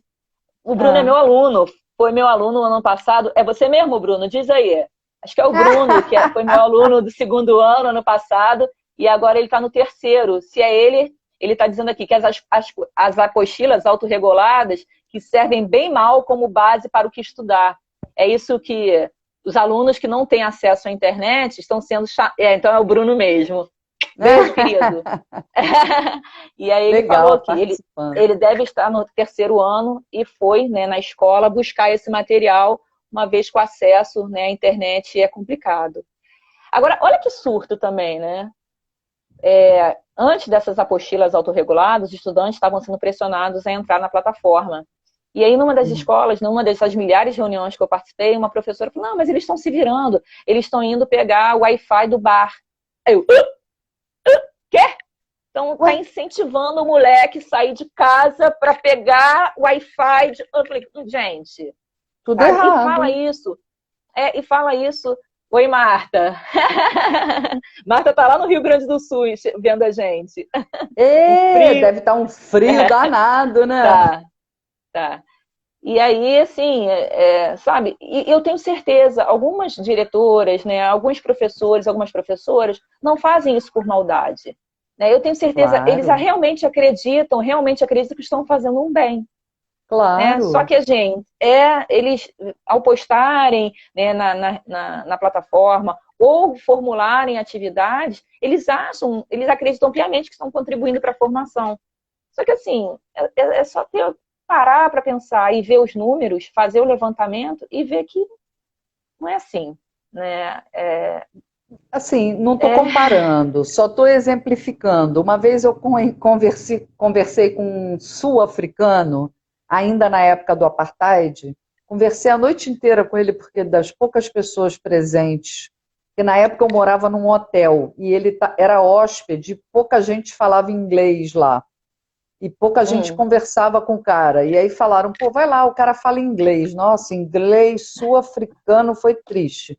Mas enfim, conversei com ele umas 2, 3 horas, o cara quase me convenceu que o apartheid era legal. Era bacana. Legal no sentido não de na lei, mas que era bacana. Sim. Entendeu? Porque a argumentação construída de uma forma só de boas intenções. E aí você fica assim, cara, será que a pessoa não parou para pensar que tem o outro lado? Não, ela simplesmente está fazendo na melhor das intenções. Outro dia eu ouvi uma mãe assim, claro que meus filhos têm que voltar para a escola. Se abriu hoje, eu mando hoje. Porque eles estão sentindo falta dos amigos, eles precisam se socializar, né? Eles vão virar seres da caverna se eles perderem o contato com as pessoas de fora. Tem que passar esse medo. Eu estava quase dando razão a ela. Porque é convincente, porque é convincente o argumento, sabe? Aí você para e fala assim, cara, a pessoa realmente tá achando que tá fazendo o melhor, sabe? E se arriscando, despeito, né? Sabe? Enfim, é aquela coisa de termos um governo federal que não criou um alinhamento único para a gente combater a pandemia, junto à Organização Exatamente. Mundial da Saúde, porque não houve a ciência, e blá, blá, blá, blá, blá, blá, que a gente já sabe, né? O enredo desse samba, que não é nada bom.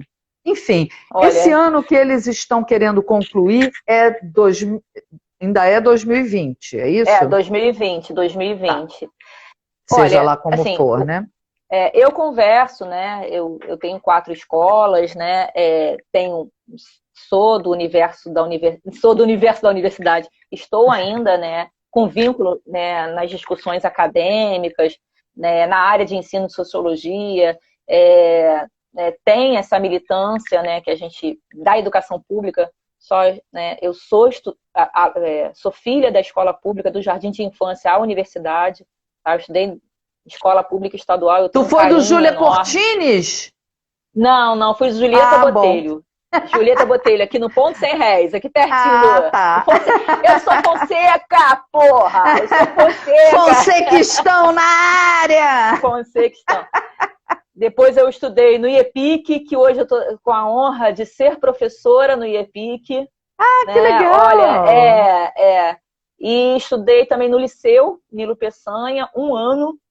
E eu só estudei 2 anos na rede privada, porque era um ano realmente, assim, vislumbrava a universidade, não conseguiria, com a qualidade de ensino daqueles anos, né, que era 1990 e 91, não conseguiria. Acreditava que não ia conseguir. Aí meu pai fez das tripas de coração para pagar 2 anos de escola. Mas aí... porque na real a universidade pública só era para quem estudava em escola particular até bem pouco tempo. Se você não tivesse uma formação muito boa até ali, você não entrava mesmo. Né? A real era essa. Mas lógico que tem essa questão aí, né?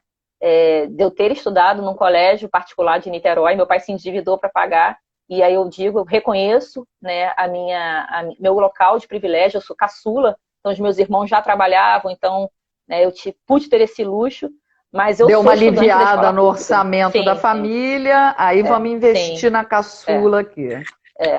E eu sou filha da escola pública, apesar desses 2 anos, né, que mancham meu currículo, mas eu sou filha da escola pública. Eu tô brincando, mas eu me reconheço realmente. Abriu a sua experiência, foi legal, né? Comigo foi o contrário. Também... Eu estudei a maior parte da vida na escola particular, não porque era muito perto da minha casa e a gente precisava ir e voltar sozinhas, porque meu pai e minha mãe trabalhavam o dia inteiro, então o jeito era a gente estudar perto e se virar sozinha aqui no bairro. Eles criaram uma rede de segurança, a gente ia pelo caminho cumprimentando todo mundo do comércio, na ida e na volta. Então, estava assegurado o nosso caminho para o colégio e na volta. Mas eu tive uma passagem pela escola... Que é uma forma de economia também. Né? Claro! O meu 2º grau, que na época não era ensino médio, era 2º grau, eu fui bolsista, porque meu pai voltou a trabalhar depois de aposentado e foi trabalhar na Casas Sendas, que é um supermercado que não mais existe, mas que ele na época dava bolsa de 100% para os filhos dos funcionários em qualquer etapa da vida. Eu lembro que meu pai trabalhou uma época ali nas Sendas do Ingá com um senhor no açougue que tinha 5 filhos. 2 deles estudavam medicina na Gama Filho, por conta das Sendas. Da bolsa, né? Da bolsa. Eles pagavam sem regatear. Então, por isso eu fui estudar no Gay-Lussac, fui fazer o ensino médio no Gay-Lussac por conta das Sendas, quer dizer, por conta do meu pai, né, claro. A CDF da minha irmã mais velha não precisou, porque ela fez uma prova de bolsa e tirou 100%, mas eu não tirei acho que 25% só, e aí os 75% quem pagava era Sendas, sem reclamar. Aí fizemos meio que um pacto aqui em casa, olha, vamos entrar para a universidade pública, afinal de contas estudamos em escola particular praticamente a vida inteira, e a gente precisa tirar meu pai do emprego, do trabalho, que a gente não aguentava mais vê-lo trabalhando. E se a gente entrasse Entendi. para a universidade pública, ele não tinha necessidade de continuar lá, e foi o pacto, e conseguimos, ainda bem. Porque, volto a dizer, a universidade pública, quando eu entrei, em 80, só tinha branco, privilegiado, Exatamente, exatamente. herdeiro, vindo de É, escola privada, é, morador é, sabe, da casa dos pais, pouquíssimos, acho que quase é, ninguém na minha sala trabalhava, só é. estudava, então era para privilegiado, Mas né? é exatamente essa lógica, né, de que passava-se a vida na escola particular, quando chega na universidade vai para a escola pública. E aí, hoje em dia, essa é uma outra Meio que o lógica, né? contrário do Você vai. investimento que o norte-americano faz. Ele deixa o filho na escola pública, no ciclo básico, e fica Exatamente, exatamente. poupando aquela grana para Uhum, uhum, fazer uhum. frente à universidade, que é paga e muito bem paga, né? Aqui era o esquema inverso que funcionava.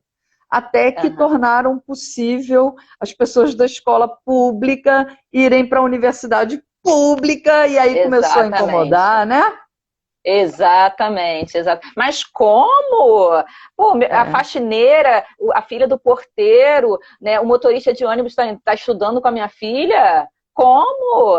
Né? E detalhe, Imagina, a é filha da muitos, senhora estuda com o algumas meu vezes melhores filho. do que seus filhos. Eu ontem assisti. Sim, É, sim, sem é. dúvida. Houve, Tem um houve uma filme. grita que, aluno cotista vai puxar o rendimento para baixo. Normalmente são os Não, não, não. melhores É, alunos, é, é. pelo menos A são os UERJ. mais esforçados. A UERJ tem essa discussão, né, tem essa pesquisa sobre o perfil do estudante cotista. Tem alguns realmente que não conseguem, né, acompanhar, Sim, mas a grande maioria são os que se destacam. Tá? Mas aí é, falando, vamos falar, você falou de cinema um pouquinho antes, e aí sobre essa discussão de cota e tal, lembrei do filme, né, Que Horas Ela Volta, né, que é onde essa discussão perfeito. ali é a filha da empregada nordestina que vem para o Rio, pro Rio não, para São Paulo, e agora eu não lembro, acho que para São Paulo, competir com o São filho, Paulo, São né, da Paulo, porque casa, ele leva ela para conhecer o Copan, é São isso, Paulo, é. é que ontem eu assisti de novo com a minha mãe, né, o Casa Grande, aí se passa no Rio, mas é que é a mesma discussão sobre Casa Grande e Senzala, vamos dizer assim. Ainda Mas não vi deixa eu só. esse.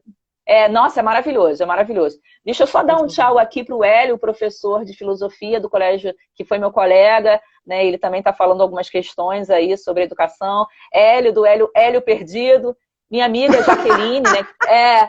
Minha amiga Jaqueline, que também, minha vizinha na infância, minha amiga de infância, foi estudante da escola pública estadual.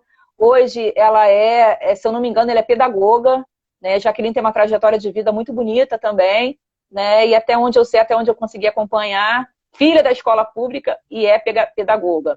Também tem Coisa a boa. Juliana, né? Tem a Juliana também, que é do Prof. Sócio, lá do interior. Se ela pudesse falar, ela ia falar interior, lá de Marília. E brilhante também, uma professora da rede estadual de São Paulo, né? E também fez o Prof. Sócio comigo. Então a galera aí está participando. Pô, muito obrigada Queria... pela presença de todos. A gente Uhum. gosta. Mas fala, A você estava Jaqueline. falando do Que Horas Ela Volta? Então, que horas ela volta, né? Minha prima também está falando que teve bolsa de estudos para estudar no Mercedes. E o Hélio comentou que não se faz mais empresários como o das Sendas, né? Que ele também estudou com bolsa. Ele falou aqui de qual instituição? De alguma instituição, alguma Alguém empresa. falou da Golden Cross. Isso, é o Hélio, foi o Hélio que falou que Foi o também foi Hélio? bolsista. Ah, Hélio, foi o legal, Hélio. É, Hélio. Agora, é. a Maria Cristina, pode ser? Macris? É Marta, Marta, Marta. A Marta está dizendo que foi bolsista e sentiu uma certa discriminação por ser bolsista. Eu, sinceramente, nunca senti. Aham, aham. Assim, até Ela, porque eu acho que as pessoas. Eu não era bolsista da escola, era de uma instituição a qual eu não tinha que comparecer lá. Então, aham, assim, uhum. a gente só foi quando terminou o ensino médio, teve uma festona nas Sendas, aí o Arthur Sendas vinha, entregava uma plaquinha, apertava a mão da gente, tirava foto, era uma ação social lá na sede da empresa. Mas fora isso, eu não tinha que fazer nada, não tinha que apresentar boletim, fazer nada.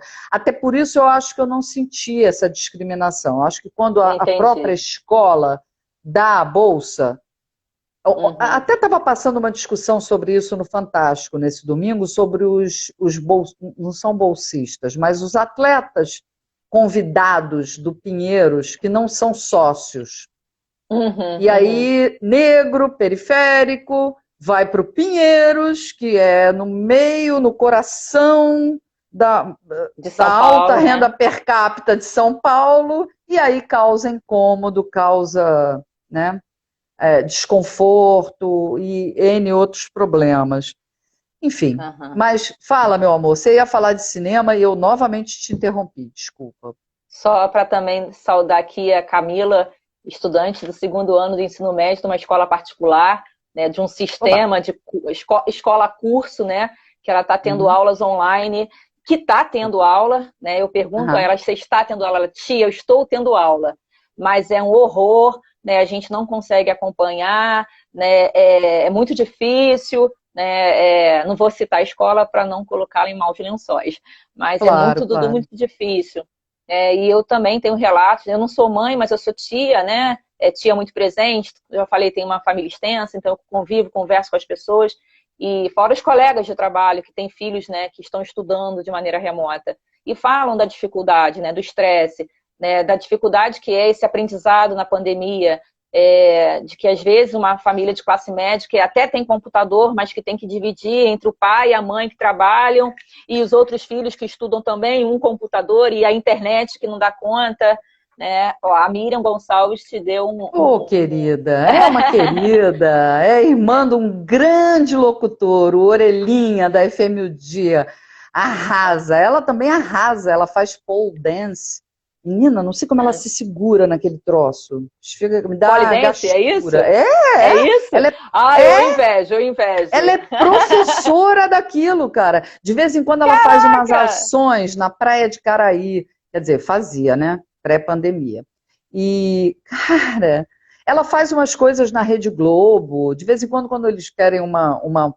Ai, Miriam, pole dancista, pole dançarina de pole, eu não sei como é que chama, mas aí eles chamam a Miriam, porque ela arrasa. A mulher parece... Não, ainda sorri, né? Ainda faz cara de feliz, tá lá se segurando só na perna, de cabeça para baixo, e faz cara de conforto. Eu sinto dor só de olhar, Eu também. Mas, vamos voltar cinema, aqui.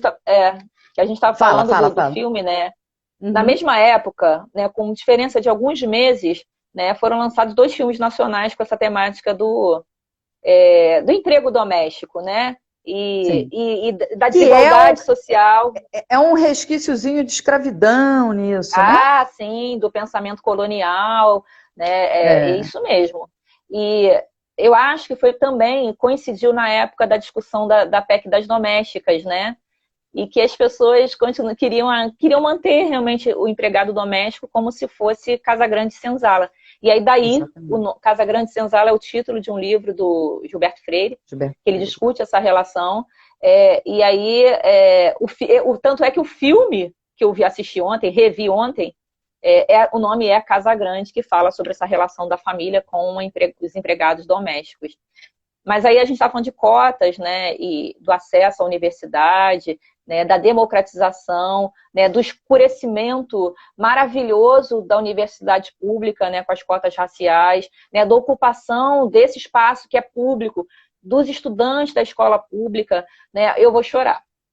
E aí é muito legal, né, de ver os estudantes da rede estadual, que há 10 anos nunca pensariam, eu fazia pesquisa, né, para ele. Assim, pesquisa não, eu perguntava no início do ano, quantos de vocês estão pensando no Enem? Cara, era 1, 2 em cada turma. Hoje é a maioria. 1, 2 não pensa no Enem. E isso é fruto de uma política de inclusão, né, e que hoje dá muita tristeza de ver que isso está retrocedendo. A retirada de verbas da educação pública, eu não falo nem da pública estadual, falo, né, dos municípios, do governo federal, né, o Pedro II aí amargando, né, uma situação deplorável, as universidades, a pesquisa, né, o incentivo à ciência e tecnologia. Então, olha, para quem desde muito novinha é sensível, né, para essas questões sociais, né, e passar o que a gente passou, conquistar o que a gente conquistou, e enquanto brasileiro, né, enquanto povo, e ver um retrocesso, né, é desesperador, desesperador. É desesperador. Não Concordo com estou querendo você. dizer que não acredito, não estou dizendo que a história acabou, tá? A história é dinâmica, né? A gente vai sair dessa, o povo vai dar um jeito, a gente vai, mas estamos vivendo realmente um período muito difícil. Para quem mora na cidade do Rio, então, né, são os 3 níveis: governo federal, governo estadual e o governo municipal. São 3 governos que têm o menor compromisso, né, com o povo, com a gestão pública, né? É impressionante. Impressionante. É complicado. Impressionante no sentido negativo. Bia Mas Maia a gente Neves, vai. não queria te fazer chorar, meu amor. Você sabe que você mora numa suíte master no meu coração. Já te falei isso, né? Agora declarando publicamente. É recíproco. Olha, É recíproco. muito obrigada por ter vindo conversar comigo, ter repassado tanta coisa doída para você, mas eu acho importante a gente falar a Não, foi bom. respeito, a gente até dizer para as pessoas que é possível sobreviver e tirar algum tipo de aprendizado dessa dor. Sim. Eu espero que sua mãezinha fique super bem, ela é uma fofa. Minha mãe é assim, difícil, chato. Só eu, os meus irmãos, os meus sobrinhos sabem o quanto a velha é chata. Mas olha, realmente... eu sou tá do vendo, time, hein? Ela deve eu tá sou do ouvindo, time mãe, tá? Eu sou do time mãe, hein? Você já ouviu criança mimada? Você já ouviu criança mimada? A minha mãe é uma idosa mimada. Ela merece. Bia, um beijo para você, minha querida. Muito obrigada. Adorei o papo. Vamos também repetir mais vezes, tá? Beijo aí, Lícia. Lícia tá dando um beijo aí. Obrigada, Selma. Gente, valeu, muito tá? obrigada a todo mundo que assistiu. Os convidados da Bia vieram por causa dela, eu sei. Muito obrigada. Até o próximo Mulheres Possíveis. Bia, vou me despedir de você, porque eu tenho que salvar a Só live. uma pergunta. Tu vai salvar? Tá, vai isso que eu queria saber. Vai ficar salva aqui no Insta, tá bom? Tá bom. Beijo, querida, valeu. Valeu. Tchau. Acompanhem pelas redes o próximo Mulheres Possíveis com Carla Paz Leme na próxima segunda-feira. Não perca. Um beijo para vocês. Até lá.